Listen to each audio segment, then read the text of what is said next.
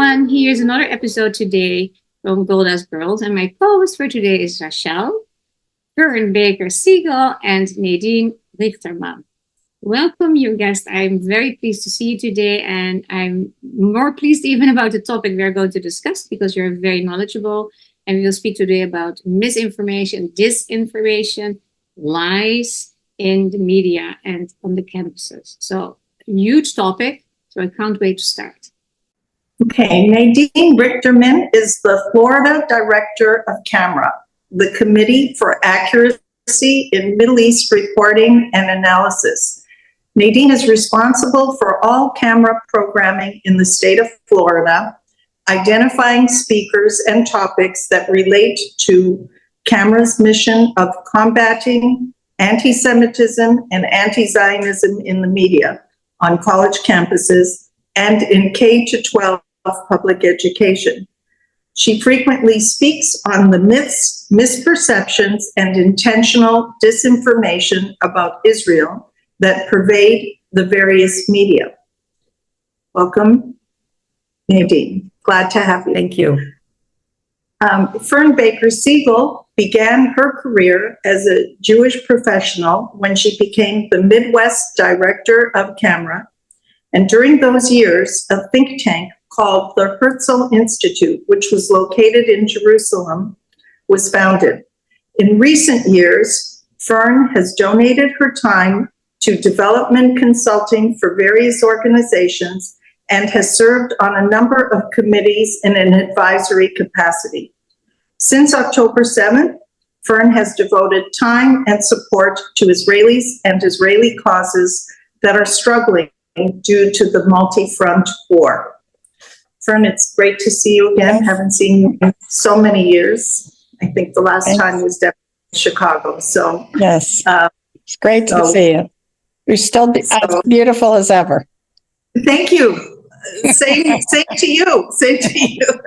I always like this woman. So, Nadine, I'm going to start with you. Some of us have stayed well informed about what's happening in the Israel-Gaza war, but most people don't follow the war closely. And even if they did, how would they get accurate information when we have a situation like President Biden wrongly stating the number of civilian Palestinian casualties because he used the numbers that Hamas provided? And so how does the public know what to believe? And also, this dishonest narrative serves to put Israel in a bad light and influences public opinion. Right. So needless to say, since October 7th, the misinformation, disinformation, the lies about Israel in the media have reached unprecedented levels. And the mainstream media are demonizing Israel. And they tend to paint Israel as a uniquely genocidal country. So your question, how can the public know what to believe about what they're reading and what they're hearing in the media? So the first thing I want to say is that you should be completely circumspect about everything you read and everything you hear in the mainstream media. And I'm going to give you some examples of why you shouldn't take anything at face value. For the most part, the source of information being reported is Hamas or the Gaza Health Ministry, which is Hamas. CAMERA recently broadcast a webinar called Tampered Evidence, the media's pattern of fake statistics to misrepresent the Gaza war. And in the program, one of our senior research analysts explains how the mainstream media manipulate statistical comparisons and casualty counts. In Gaza, they misquote Israeli officials, and they use false comparisons to drag world leaders to specific conclusions. These are the anti-Israel extremists that are hijacking the conversation. According to these extremists, when we put up posters of Israeli hostages in Gaza, we're manufacturing consent for genocide. And in a similar vein, if we condemn the rape of women on October 7th, these extremists, first they deny it happened, and then they accuse us of, again, manufacturing genocide. And the big question I ask is, if you're denying, how can you deny that this happened? And people can deny that the horrific attacks on October 7th happened because they haven't seen the video. It hasn't been broadcast. None of it has been shown. So as far as a lot of people are concerned, it's just stories that are being made up. I just want to give you another example. So why people have to be circumspect about anything they read or hear in the mainstream media.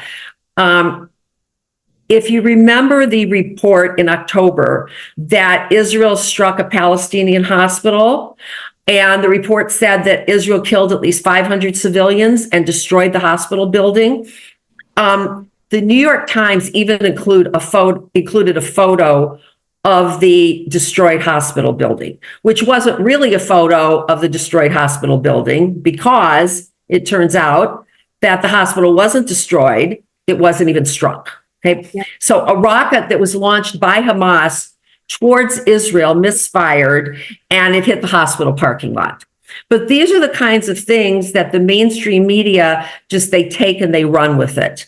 While the New York Times admitted its error and they acknowledged they reacted too quickly. As soon as the Gaza Health Ministry came out with this report, they reported it.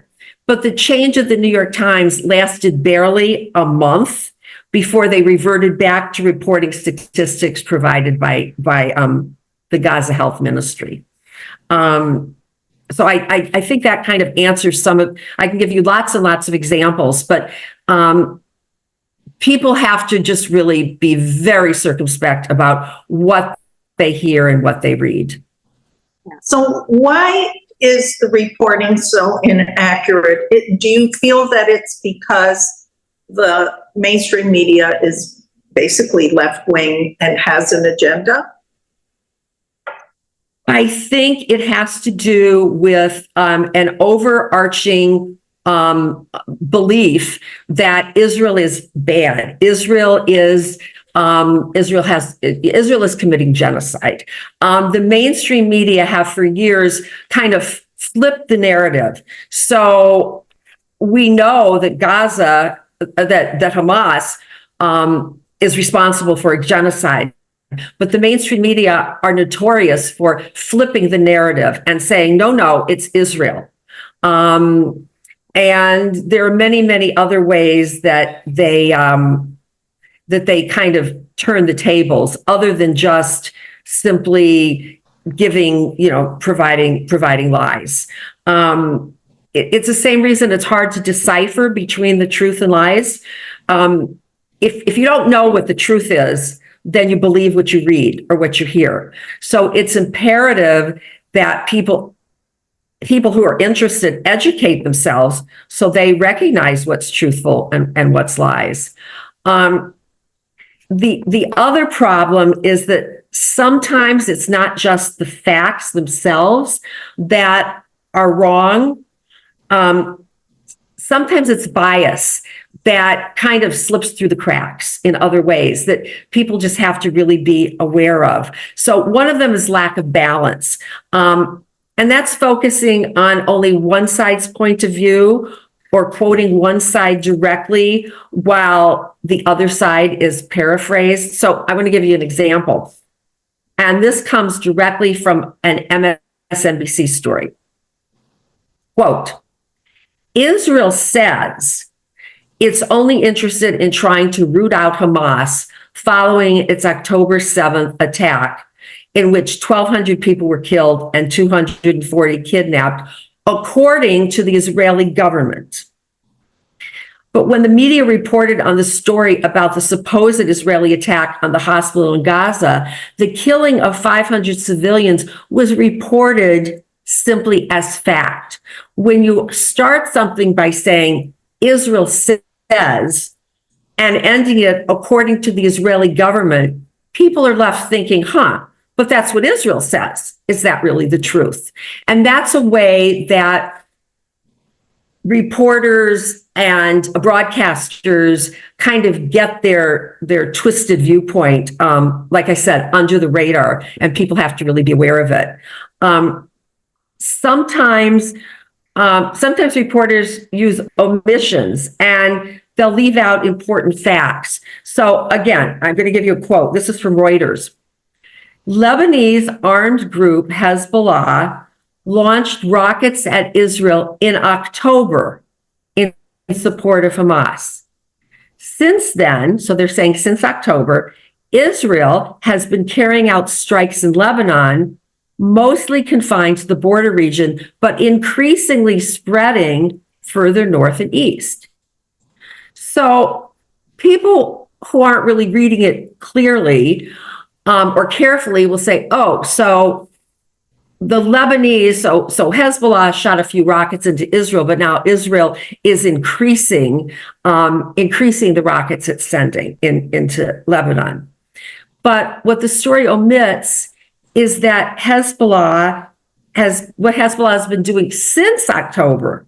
They've sent more than 3,500 rockets and 600 anti-tank missiles and drones, not to mention the 80,000 Israeli civilians who live in the north of Israel who have been displaced. They can't go home. They're living in hotels all around Israel.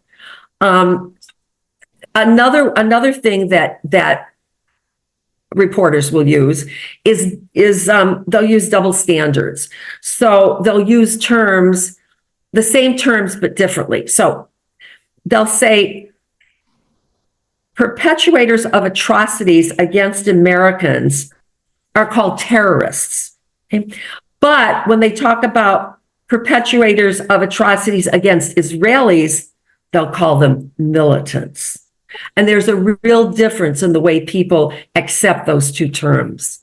And finally, reporters will often editorialize in their stories.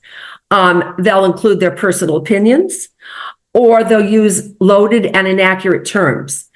So again, in a New York Times recent story, and story about the Gaza hospital, it stated that for a week, the hospital was surrounded and raided by, quote, Israeli occupation forces who destroyed the southern part of the hospital. Okay, so these were IDF soldiers.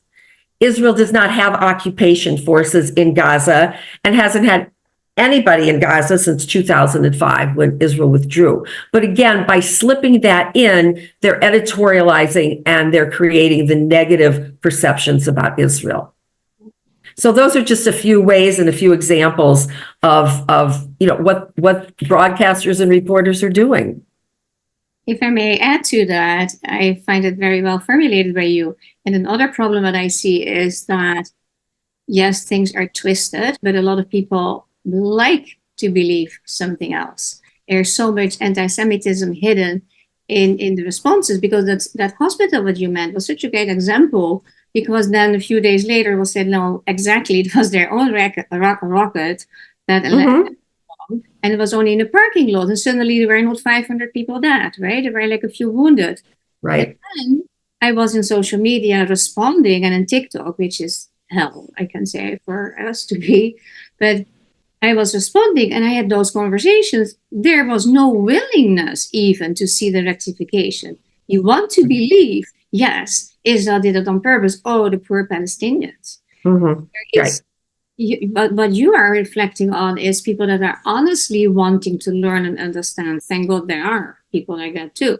But I'm personally very shocked about the level of unwillingness to hear. Because even of videos, what you said, Israel has been very respectful, not wanting to send those horrific videos all over the internet out of respect for the people and the families. But Hamas themselves have put many videos on social media, and they were on Telegram. They were out there. A lot of people could see it. Guess what? it's not the evidence they don't want to get. You see that in the mentality by pulling the posters. How can you how can you even think to pull a poster of a kid that is kidnapped? Don't you have compassion for any kid because they are Jewish? And that horrific behavior that hurt even maybe more than October 7th. For me, October 8th is the second trauma, maybe even in the same level, or that will never go away, because it's realizing this is what a lot of people are today, and also a lot of young people. The truth is very far away. And then the media also doing their part, as you just explained so well. And I'm from the Netherlands. You hear my accent, right? And I grew up also hearing the occupied territories. And that sounds so bad, right? So some people said the twisted territories. And then everybody forgets that Israel has been attacked by 5 or 6 countries. And if you start a war, you could lose. And guess what? Exactly. That's why Judea and Samaria, originally Jewish land, are in the hands of Israel. And today I saw a little piece of somebody, an Israeli, that says, we take Gaza back. Now, whoa. I think Pierre Morgan, that is his name, he exploded. That was, no, Gaza is originally also Jewish land that has been captured. So, this was my... Well, I think something you pointed out just very well. There are some people that you're never gonna educate. You're never gonna convince, because they believe what they believe. Yeah. But then there's a whole group of other people who I think you can. And I think it's important. You know, I had this happen at a Kiddush lunch in a synagogue, where they were saying, but where do we get the right information? Because people don't know where to go to get the correct information.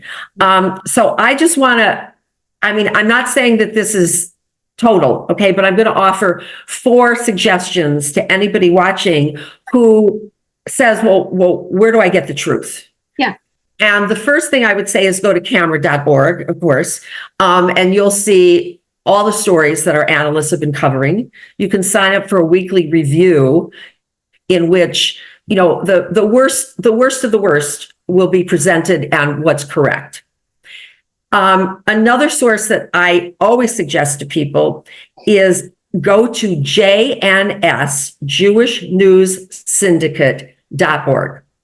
And if you sign up, you will get 2 newsletters every day, one in the morning and one in the evening. And it's fabulous articles about the war, what's happening in Israel, what's happening to the Jewish world. I would say people can get the app for I-24 News, which they get the news of Israel. They go to that. And finally, if people want to go to a broadcast, to a cable news source, I think the only cable news source that has accurate reporting about Israel is Fox News. If you're watching CNN or MSNBC, you are absolutely not getting honest information about what's going on with the Israel-Gaza war. I want to add that I think Newsmax as well. Yes, absolutely. Very honest about what is going on. And I want to mention one thing. When you talk about the films about what happened on October 7th that are available, there are some people, as you were saying, you're never going to convince them. And it's just like the Holocaust deniers, because there's so much material, there's so much information in the museums. You can find it on the internet. There's so much evidence that it happened. But then there are people who say it did not. But I never believe that the majority of people who say that are Holocaust deniers, I don't believe that they necessarily think it didn't happen. They just don't, it doesn't fit their agenda, and they'd much rather, and I think, say that it didn't happen, but they know. They're not that stupid. And so I think the same thing applies here with the, bias against Israel and people believing, the mainstream media when it lies about Israel. they want to believe it. It's in their best interest to do so. So other than, individuals like going to these various news sources to get accurate information and to go to camera on a larger scale, do you think, instead of just with the individual person, is there anything that can be done? Because I can't think of a way, because people who are left-leaning will never watch Fox. They'll never watch Newsmax. So, pardon? No, I did hear the word Fox. I think it's just what you said. There's some people, they're just never going to do it. If you don't mind another little commercial here, but I know people often say, what can we do about it?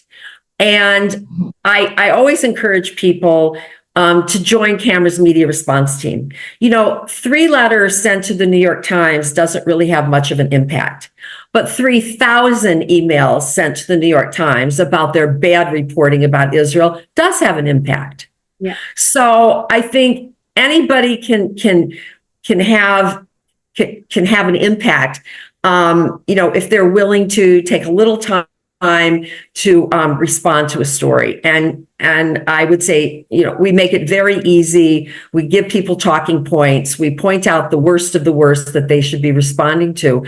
And the more people we can get, like I said, to call out, MSNBC or the New York Times, the better it is to try to get, some truth out there.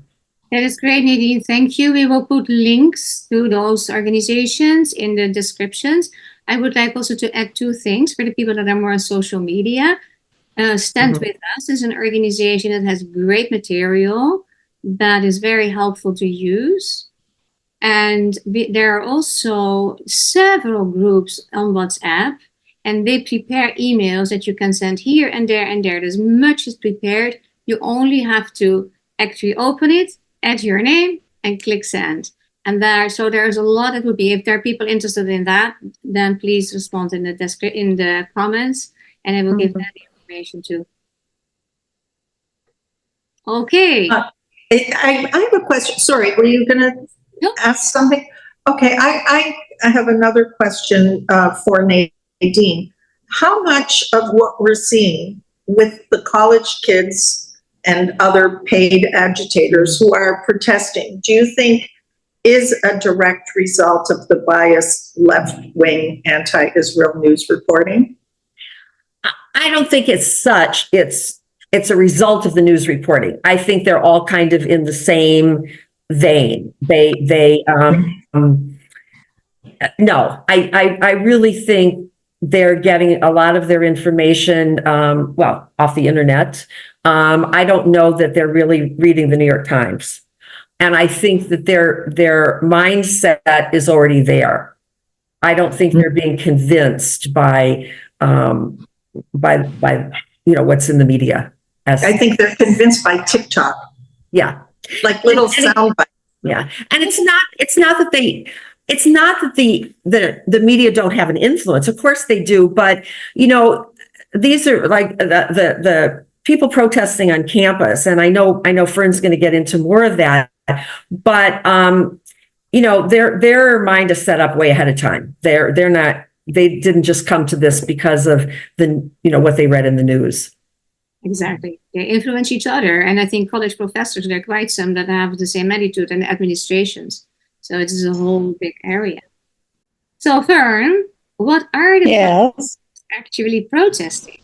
Is that clear? And is there a difference between these campus protests and previous protests, such as those in the 1960s? I think they're a continuation, quite frankly. After World War II, we didn't really, after World War II, we had other wars, and it seems that college campuses, college students picked up their placards and their signage. They protest war. There was a We went into the 60s. We were at the peacenik stage. But mostly at that time, following World War II, the Korean War, the Vietnam War was all about the draft.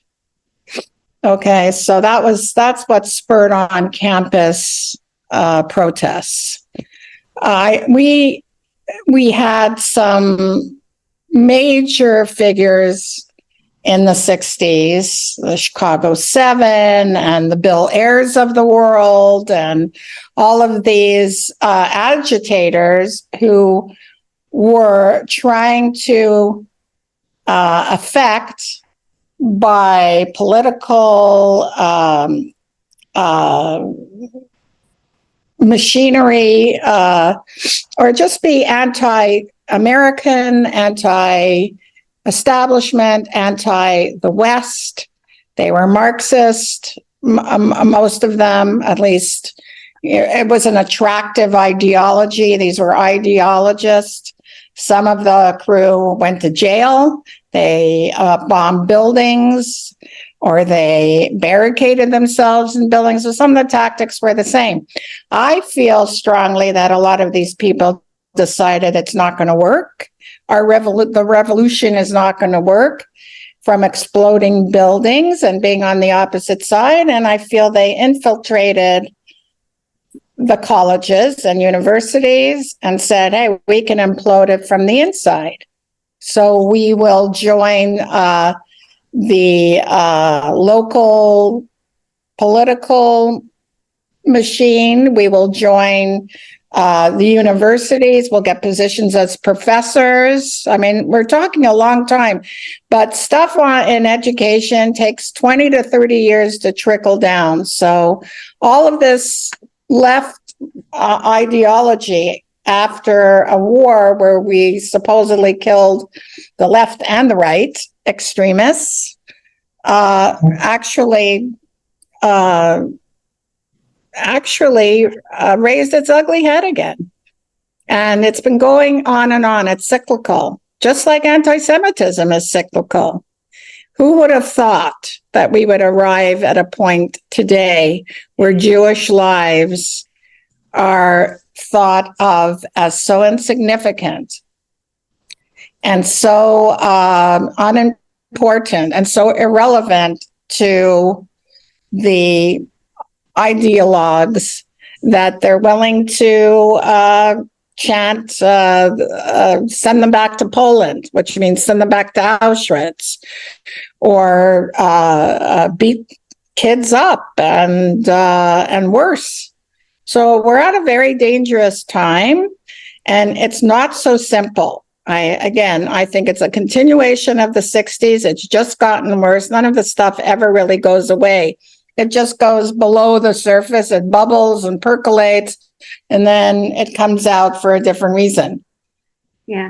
I don't think there's any reason to the protests on campus, quite frankly. I think the intersectionalists, the BLMers, other organizations, the Tides Foundation, and all of these who use the young minds, the naive minds, to brainwash and do their dirty work for them.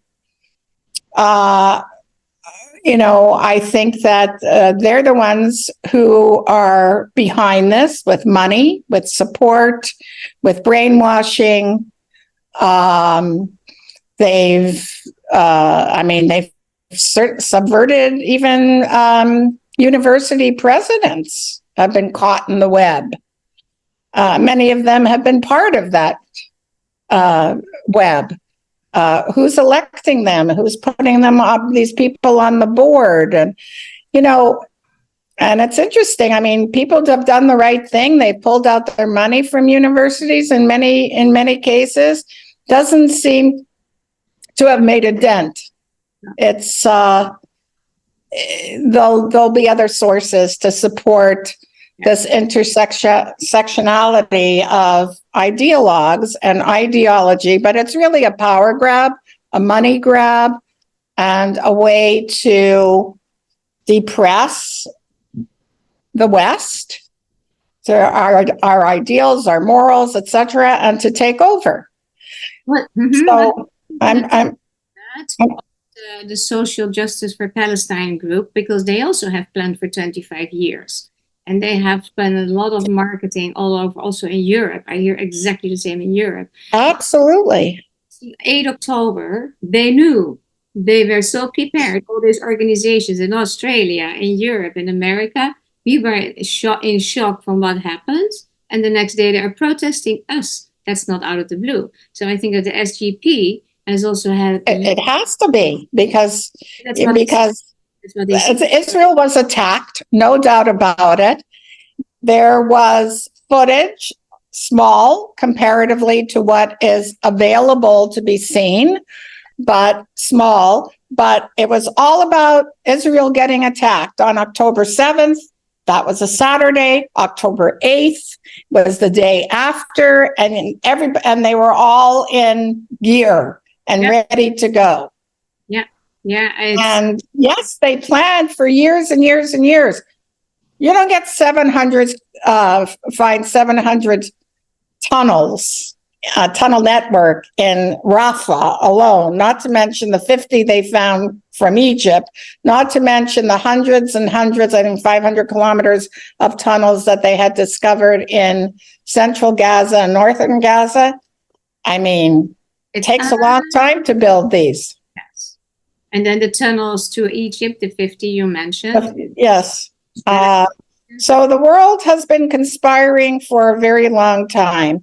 And the people that we've trusted to be honest brokers, whether it be the European Union, I'm very cynical on all this. So I don't know if you're talking to the right person. I am not optimistic, not at all. But they certainly have had no support ever from the European Union or The Hague or the International Criminal Court. And let's throw in the UN. Oh. Okay, that has been anti-Israel from time immemorial. Yeah. Even, it's funny. I just read an article about. I think I saw it on TV, a documentary about President after President Roosevelt. We had why does his name escape me? Truman.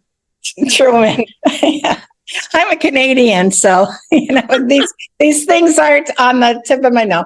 Of course, President Truman, and great man, because he allowed the state of Israel to be created in 1948. But do you know, he was such an anti-Semite that he would not allow the president of Israel to come to the United States and visit his home. He said, my wife and I have never had a Jew in our home, and we're not going to start now. Wow. So what can I say? The haters are the haters. Mm-hmm. It's not going to change. I had a friend call me up the other day, and she said, oh, it's terrible. I'm so glad your son went to Israel. She's not a Jewish woman, but a close friend. And she said, I want to tell you, I don't know how you're going to take this, but I am pro-Palestinian.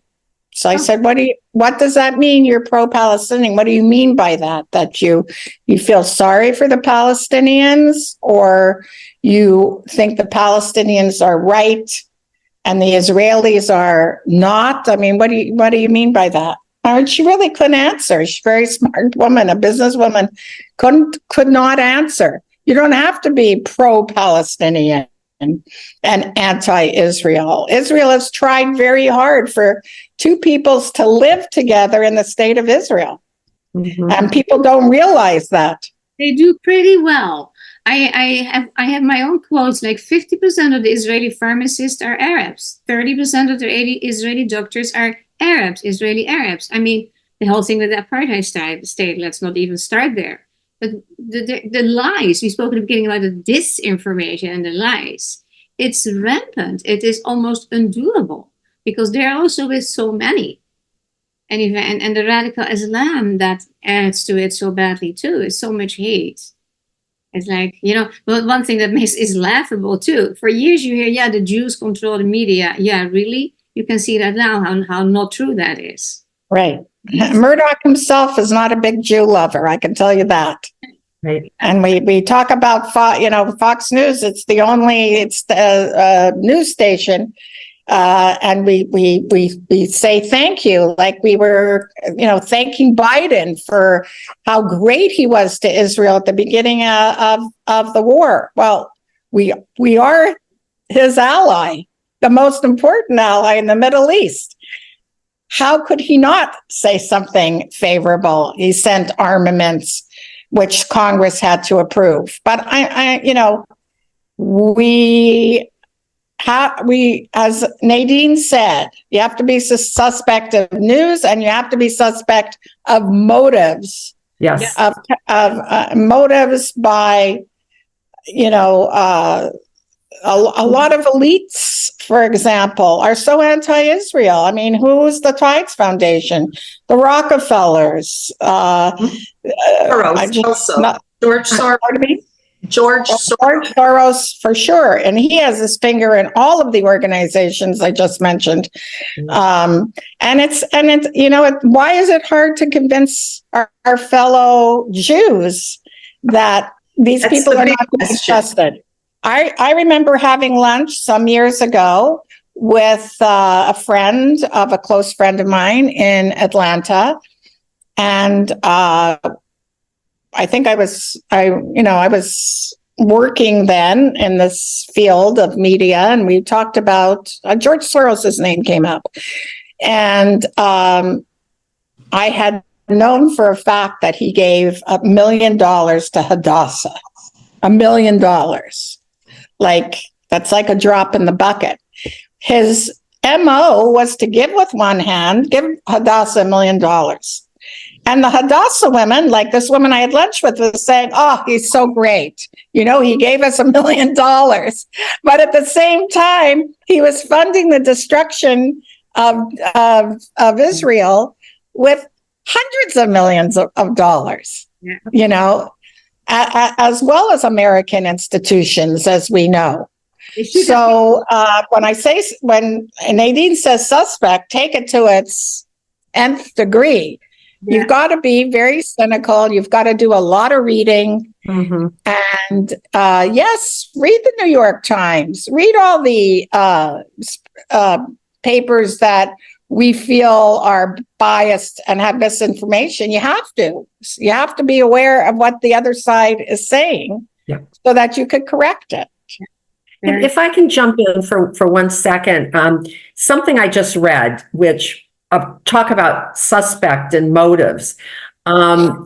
So, Germany has been an ally of Israel. Germany has paid a tremendous amount of money to victims of the Holocaust. And I guess it was just a few days ago, I'm not sure which day it was, but in Munich, it was on Shabbat, it was on Saturday, there was a major anti-Semitic march outside a big synagogue in Munich on Shabbat, and it was approved by the city.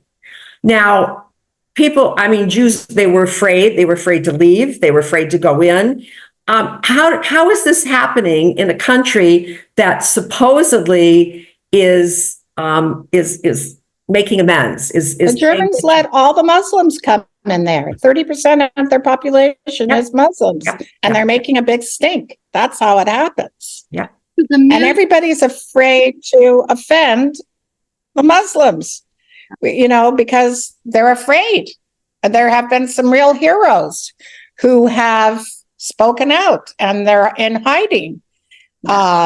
Political figures included. So people are afraid of the Muslims. What did we do when 9/11 happened here in the States? Literally, the next day, they were announcing that they're going to allow a big mosque to be built next to the the World Trade Center. Mhm. Okay, why? And anything you said, you're an Islamophobe. Yeah, you're damn right I'm an Islamophobe. That is so weird, Fern, because like going back to Germany, and it's nice that they take in refugees, but to take in refugees that are so alien to Western culture and often don't like or approve of Western culture, why did instead of those million Syrians not go to the tents that were ready in Saudi? So now the funny thing is, it's actually not really funny, is that if you say one critical thing, you're an Islamophobe. But when you say a critical thing about Jews, that's great. You even have a hard time. Right. The more negative you could say about Jews, the better. The world applauds. They go with it. And the fact that these kids on campus, many of them are Jewish students, by the way. Yeah, participate. Many of them. Yeah. You know, well, we remember it. Nadine, you mentioned pulling off a poster of hostages. When was that? NYU or Columbia? I don't remember, but one of the major schools pulling it off, and somebody was filming this, videoing this action by a young girl, a student, and she says, they have every right to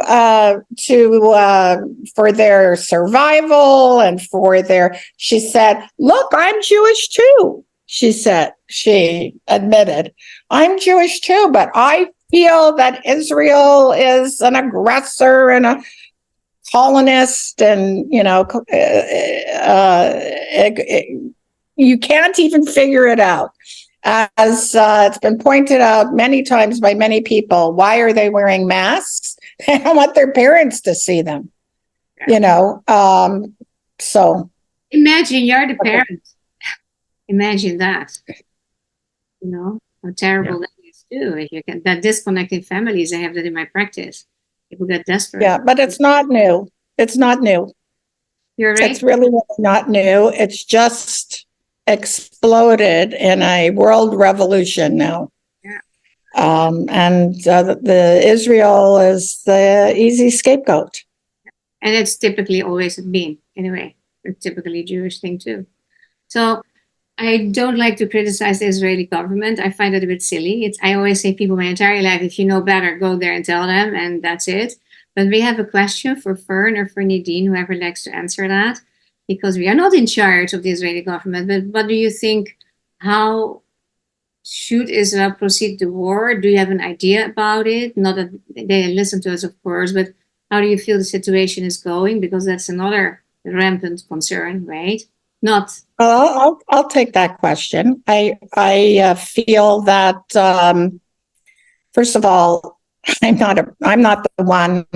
I mean, they say that Israelis have all different opinions. Yeah. There's 5 million Jews. There's 5 million opinions. I don't think that we're in a position to know a lot of the backstory and a lot of the intelligence that's going on. Right. That's one.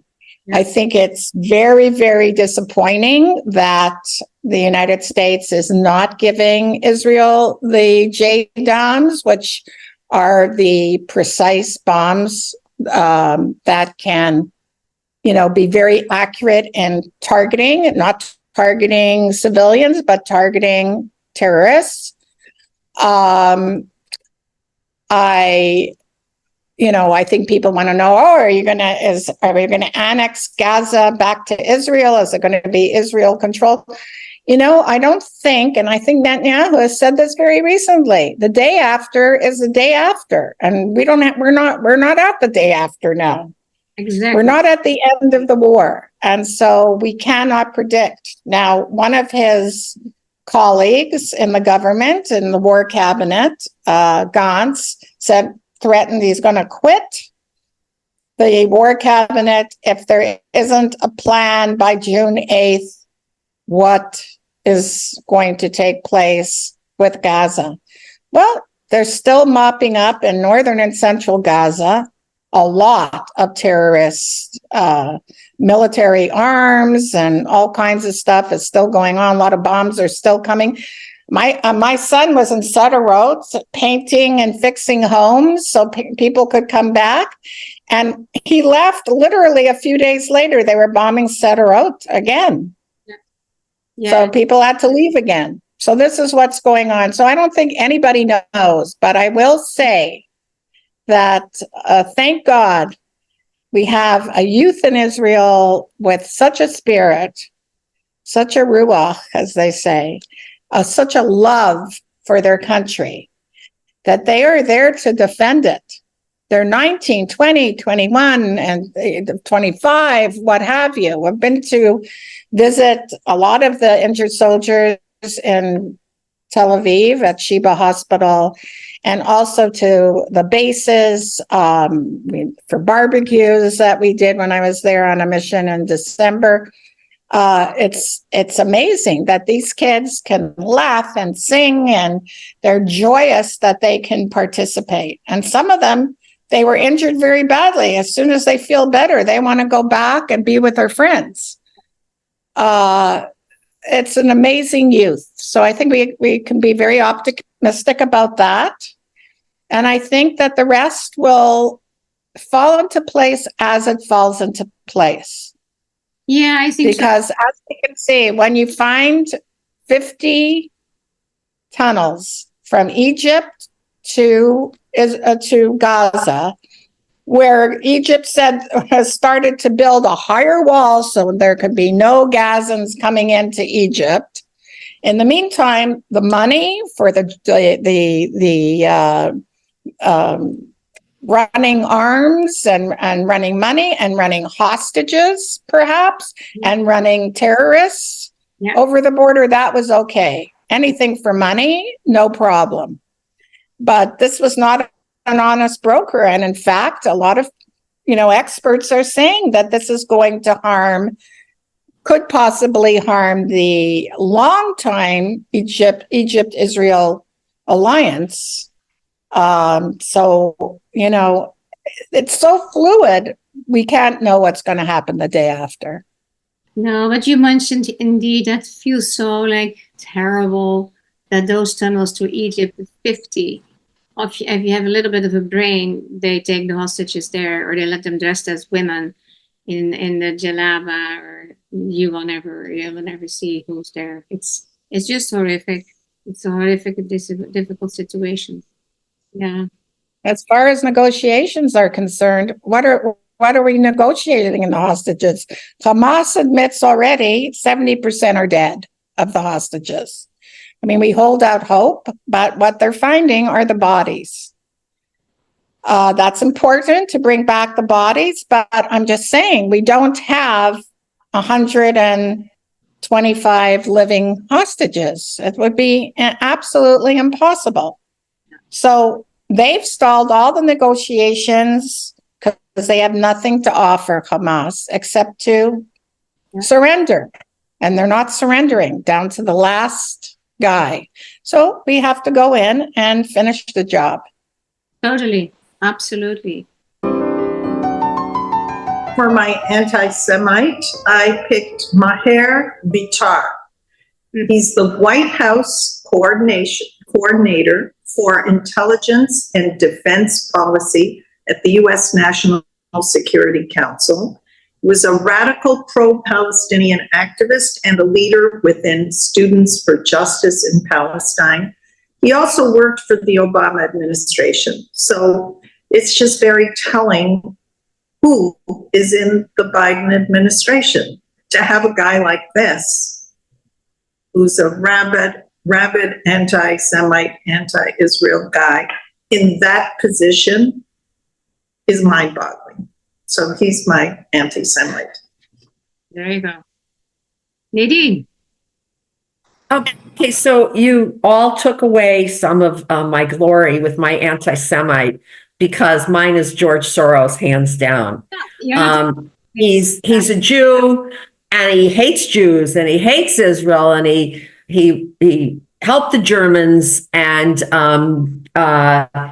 and he just wants to see the destruction of Israel. And I think we've all said enough about George Soros, but he absolutely is my anti-Semite of the day. Yeah, absolutely. Yeah. Thank you. Fern.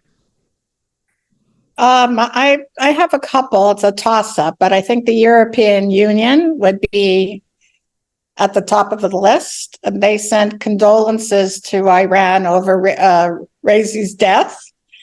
No, it's like, what kind of message are they sending? They sent condolences.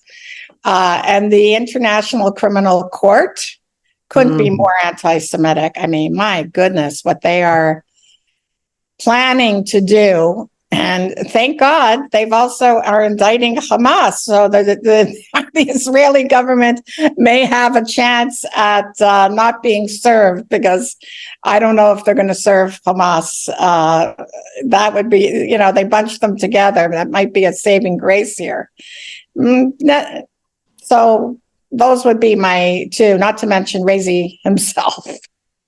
Yeah. Thank God he's not here anymore. Yeah. That's the one thing. Imagine what comes after. Well, mine is a little bit like different than Nadine, but also Jewish.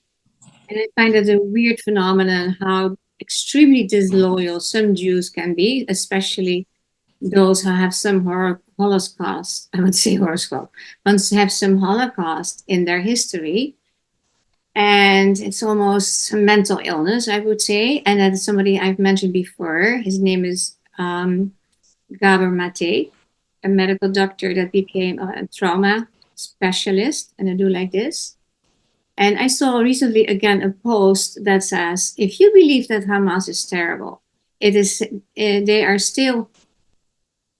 is still 1,000 times, the IDF is still 1,000 times more terrible than Hamas.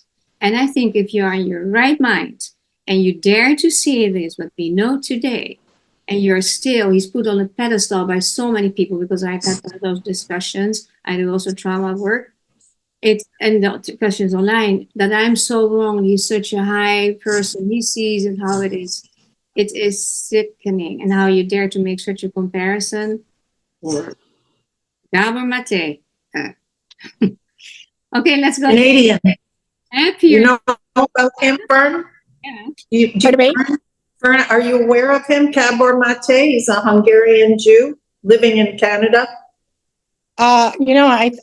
His name is crossed somewhere, but not as much as you probably are. A traitor. It's a huge traitor. And he does it. Even if you don't like what Israel does as a Jew, why can't you just shut up? You don't live there. You don't risk your life. You don't do anything. He brainwashed so many people. Wwhy? Why do you create terrible? And yet the president of Hungary is a very pro-Israel. Right. Yeah. So it's interesting. 4 months before the war ended, so he calls himself a Holocaust survivor as a 4-month-old baby. In a way, technically, it's true, but it is almost like using your history to give you your credibility. But it's the same level of Norman Finkelstein. It is just the same level. But now we have young ones coming up, like Greta Thunberg. Who is she? I mean, really? Yeah. She's running the world now. This teenager. I mean, how ridiculous can things get?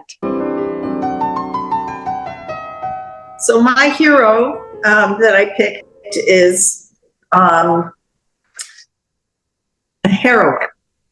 Eden Golan, the 20-year-old Eurovision contestant who proudly represented Israel with remarkable grace and beauty and amazing talent amidst booing crowds and a dangerous threat to her own safety. Yeah. And she didn't let the haters get to her. And she's a young girl. And I thought she was incredible how she handled herself. Fantastic. Yeah. Yeah, absolutely. Thank you. Nadine. I have two heroes. And these are two fantastic young people from Israel who Camera brought over 2 weeks ago. And they spoke in New York and in Boston here in Florida, and I got to host them for 2 days. Netta is 23, and she was at the Nova Festival. And she speaks so eloquently, telling people about what happened to her that day and how she survived. And when she said, until that day, the worst thing that had ever happened to her in her 23 years was breaking up with her boyfriend, right? And, she shared the story, and her cousin was killed, and a friend is still in Gaza, is a hostage in Gaza. Her older brother, who is 29, Matan, served. He knew that he knew on October 7th. He said he started packing his things, and sure enough, he was called up. And he's an officer in the reserve, and he spent 3 months fighting in Gaza, and shared a lot of his experiences. And he was very, very matter of fact. And I just want to add one thing about the two of them. When Fern said about the Israelis and their spirit, their other sister is getting married on June 6th. And so the joke that they have is whether the groom is going to make it to the wedding, because he is currently fighting in Gaza. Yeah. Imagine that, right? Kids are born without their dad that they will never see. It is so much grief. Yeah. Wow. Thank you. My hero has been and continues to be Bibi Netanyahu. I know that, I can't even understand the criticism, because what he has been up against, what he predicted with Iran years ago, and nobody really listened to him. He's suffered a lot of insult, I feel, and a lot of non-appreciation. He may not be as aggressive as some people would like, but he has managed to stay stay on the job and balance all of these negative things that Israel has had to balance. Everything. I mean, we're not even talking about BDS and the economy and the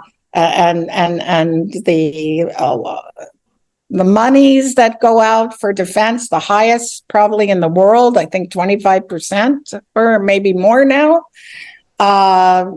There's so many issues that he has to balance. And I think he does a great job. Yeah, I agree. I think it's an extremely difficult job. Extremely. Amazing. Unimaginable. Well, mine is lighter and with a very interesting story. And his name is Qasim Hafiz. He's a Pakistani British guy. I heard him speak 8 years ago in the Jewish school here, and he was on his way to become a suicide bomber. He was so pumped with the ideology, and he said, okay, I don't know about Israel, let me first read a book about it. And I found a book of Alan Dershowitz, The Case for Israel. Case for Israel, exactly. And he was like, okay, let me go there. Let me see first how that is. So he went to Israel, and I find that amazing openness and intelligence that he did that.